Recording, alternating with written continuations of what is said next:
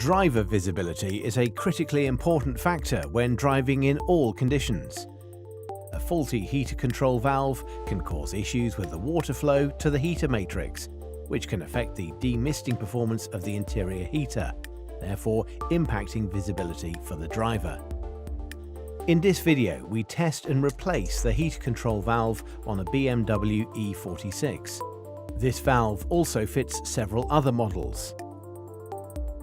With the vehicle in the workshop, raise the bonnet and remove the air cleaner assembly in order to gain access to the heater control valve, located on the left inner panel. The heater valve is controlled by the interior heater control unit. When the temperature is adjusted, the valve switches on or off to control the flow of coolant to the heater matrix. The valve has a two-wire electrical connector. One wire is battery positive and the other is negative, switched by the control unit. This actuates the valve inside to control the flow of the coolant. An oscilloscope can be used to test the switching function of the control unit.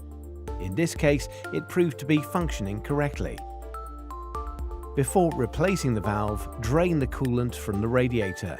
Then unclip the electrical connector, detach the coolant hoses, and remove the old heater valve. With the old part stripped down on the bench, the valve can then be disassembled and inspected before fitting the new part to the car. The new valve can then be fitted in reverse order.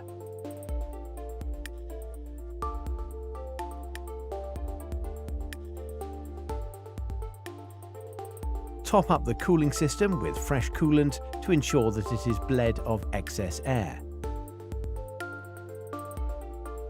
Then refit the air cleaner assembly. Start the car and allow the engine to reach operational temperature. Finally, carry out a road test to check for the correct operation of the vehicle's heating system.